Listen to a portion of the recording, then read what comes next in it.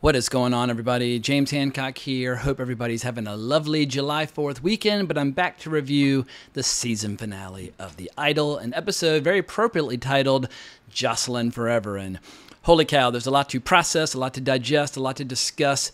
But I guess before I get to my specific criticisms and or bits of praise, I just want to say that when it comes to this show overall, in particular this episode, sometimes it was a little weird, sometimes it was a little deranged, sometimes it was a little cruel, but it was always intense, and it was never boring. And I think for me, that's the most important takeaway about The Idol, is that it took a big swing, it took a big chance. Did it always pay off? No, but goddamn, when this show worked, it really worked well. In full disclosure, there was a point in this episode where all the different actors are performing and putting on this big presentation, and if anybody had been filming me at the time, I would have no choice but to commit suicide, because I was standing in front of my TV like wiggling and dancing, and I'm not particularly good at either of those, and it would have just been soul-crushing if anybody had seen it. But it was having like a real impact on me, watching these singers and performers just giving it their all, and I was totally sold. And Jesus Christ, Lily Rose Depp in that scene where she's performing for Fink, a.k.a.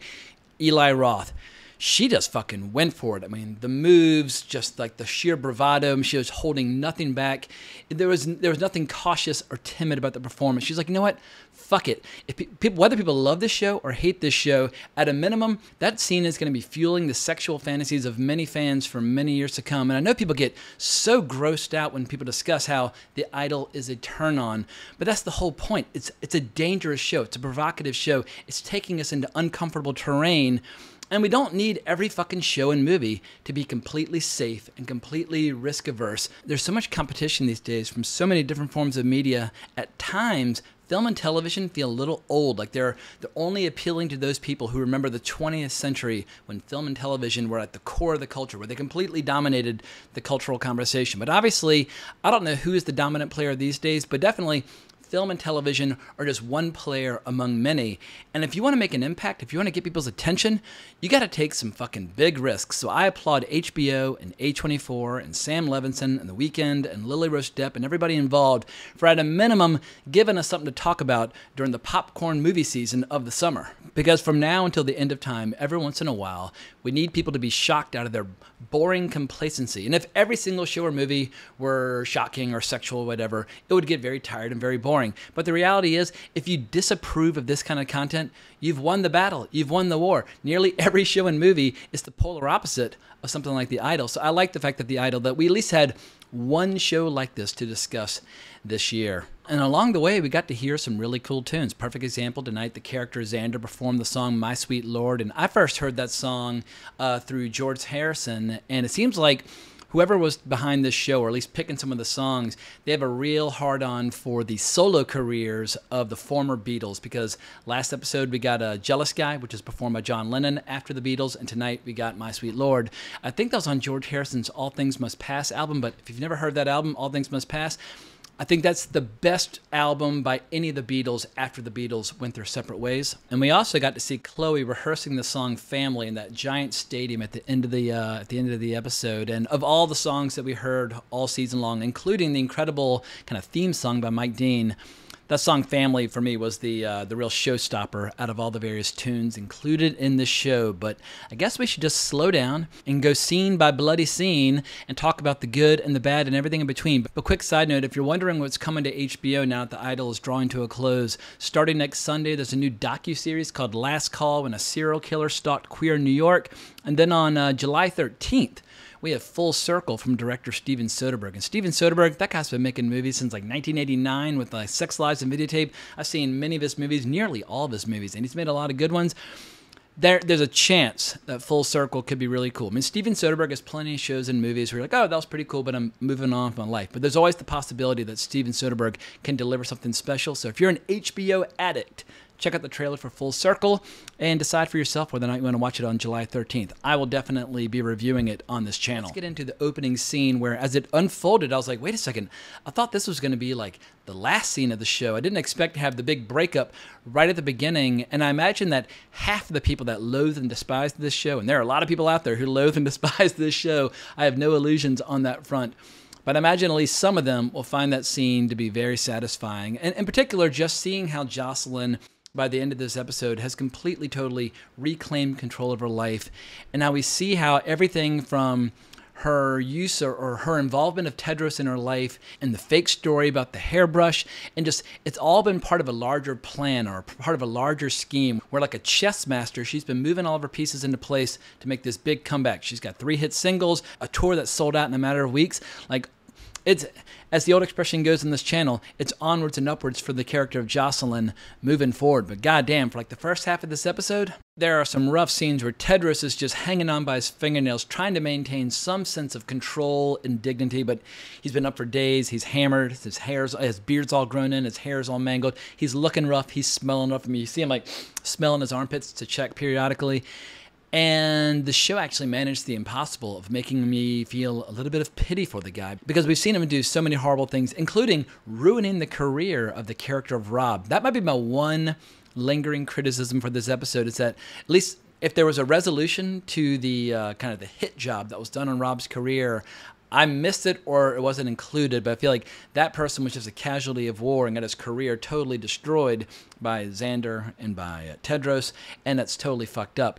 But in spite of all the evil, diabolical shit that he's done all season, I did feel a little bit of pity for him as he gets just pushed aside for this big presentation. And that scene was just deliriously entertaining. It might be the best scene all season, where you've got all the powers that be. You've got Destiny and Haim and Fink and Nikki, and they're all fully assembled, waiting to see what this album is that everybody's been working on. And they just start bringing people out one at a time. And initially, my palms were sweating, and I was thinking to myself, like, oh shit, like something's going to go horribly wrong. Tedros is going to start like shooting up the place. They kept on making so many references to the Manson family and cults. I was like, goddamn, are they going to whip out like the fucking box cutters and just start murdering everybody? But sure enough, it's just one incredible song after another. And Chloe absolutely kills. Isaac absolutely killed. Ramsey was fucking incredible. Sophie Mudd plays Ramsey, but her voice, Jesus Christ. Of all the people on the show that have a great voice for singing, I think Sophie Mudd might win that contest, even if I love and adore just the style of music performed by the character of Chloe. But there was so much great music throughout the episode. Like early on when we see Mike Dean playing the sax while Jocelyn's recording her final track. Goddamn, like I played alto sax from 5th grade through my final year in college. I think he was playing a tenor in the episode, but I've got a soft spot for the sax. But seeing Mike Dean put aside like the keyboard and the synthesizer and whip out the sax, that dude is a real musician. But one of my favorite beats early on is when Jocelyn's calling out Tedros and all of his kind of machinations and how he put Diane to work recruiting her to go to that club and basically calls him a con man and a fraud. And I love how when Chloe's asked to participate in the conversation, she's sitting there in this devil hood and she says something like, well, he's been manifesting this. She starts just rambling, but anyway, I just started howling with laughter. But things got really weird when the brass is sitting down, they're expecting a show, they're very skeptical, and Fink keeps saying like, look, I've got 5 minutes and I'm out of here and I'm canceling the tour altogether. And Tedros just is unable to read the room. He starts talking shit to Nikki, calling her a bitch and calling her all kinds of names, and just basically trying to throw his weight around when he's got no leverage or control over the situation whatsoever. And then he's like telling Bianca that she needs to hit on Fink and drag him upstairs, and she's sitting there with like her knees spread, trying to look at him all seductively and whispering in his ear.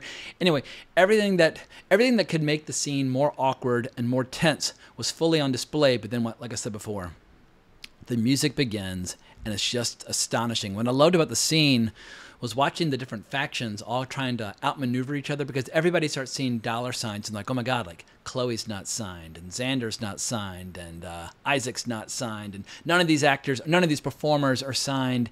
And you see Nikki making amends with Tedros and talking about how like she wants him to bring her more talent, and they don't have to worry about Destiny and Haim and all that kind of stuff. Fink is just thrilled and delighted as well, because he's seeing massive dollar signs with this upcoming tour, and he starts making all these gross jokes about how the girls are leaving snail trails all over the couch because they're so turned on by Isaac's performance. I mean, to be fair, Isaac sang his ass off throughout that scene. But things start to get a little hairy when Jocelyn and Tedros start threatening to kill each other, and Jocelyn walks up to Haim and says, pay Tedros whatever he wants to get out of my life forever. And he just says, say no more. And we get this brilliant scene where he takes him aside for both plan A and plan B. Like plan A, cuts him a check for $500,000. Tedros has some sense of integrity. He tears it up, and then Haim says, all right, we're going to plan B. I love plan B. I was like, oh shit, this is the kind of guy where you're lucky if plan B only involves like mangling your fingers or doing something horrible or cutting off vital pieces of your anatomy.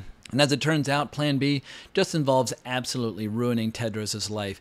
Chaim meets with the reporter Talia and says, look, hold off on your story. I've got an even bigger story for you. And it's just a hit job of all hit jobs. They destroy his life. He loses his club. The IRS is going after him. I mean, just all of his artists now have betrayed him. Even the sketchy fucking skinhead who looks like a goddamn serial killer, even he has gone over to Jocelyn's camp. And it's incredible how the allure of possibly becoming a star and being close to the action and being close to the music, that severs all ties. And like the entire cult moves from Tedros over to Jocelyn like in a day. And then to add further evidence to just how scummy and nasty the music industry can be, we see the scene where Nikki's breaking the news to Diane that they're not moving forward with her. She claims there's some sort of legal issue with the song and its writer.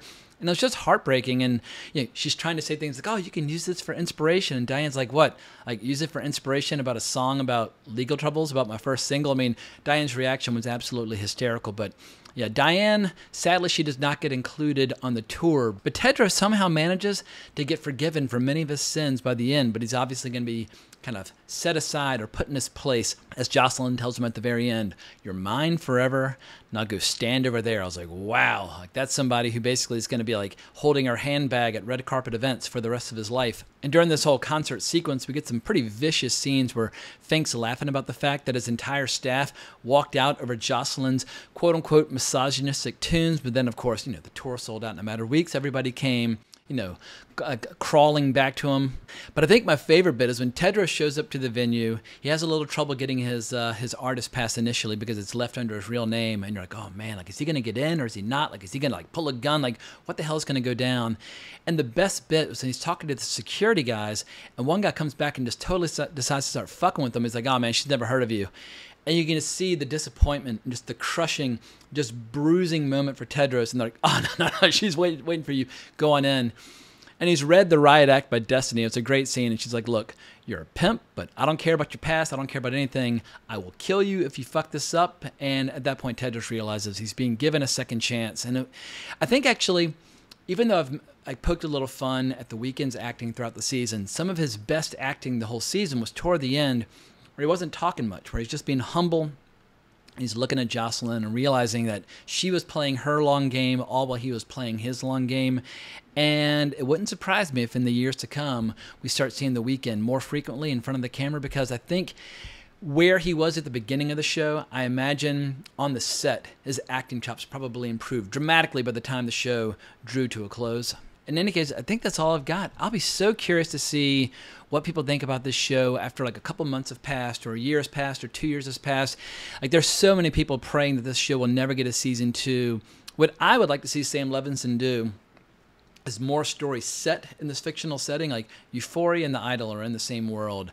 I wouldn't mind if he continues to tell different stories with like the same kind of provocative style, but tackling different characters, different storylines. HBO has made no firm commitments one way or another, or at least if they've made any firm announcements about a season 2, I've not seen it. All I know is that initially episode 1 got like 900,000 views, but then it clawed its way up to like 2.5 over a couple of weeks. I guess it'll all depend upon whether or not the numbers are climbing over time to episode 5, or if the numbers are declining. If a show's growing in audience and a show's growing in popularity, and I don't have access to those numbers, but I imagine in a few weeks' time, HBO will know whether or not Sam Levinson is a filmmaker that they want to move forward with. And if I were in HBO's shoes or A24's shoes, I would definitely snatch up Sam Levinson and keep him working, because if they don't hire him, somebody else will. And I feel like Sam Levinson, he's so early in his career, he still has the capacity to make his best movies and his best shows, like do his best work. He's a young guy. He's learning a lot. His style's continuing to evolve and grow. I know a lot of people are already writing him off, saying his career is finished due to The Idol. I mean, in 5-10 years' time, he might be making a movie like on the level of like a David Cronenberg. Like, who the hell knows? The future is not set. And if our HBO and A24 be like, look, no matter what happens, as long as you keep within a certain budget, we want you to treat our platforms like your little private sandbox. But I think that's all I've got for now, so I'm going to go ahead and wrap this up. Let me know what you think down in the comments below, or hunt me down on Twitter at Colbrax. If you enjoyed my commentary, please consider subscribing to the channel and hitting that notification bell. But hope everybody enjoys the rest of their July 4th weekend. But more importantly, as always, onwards and upwards.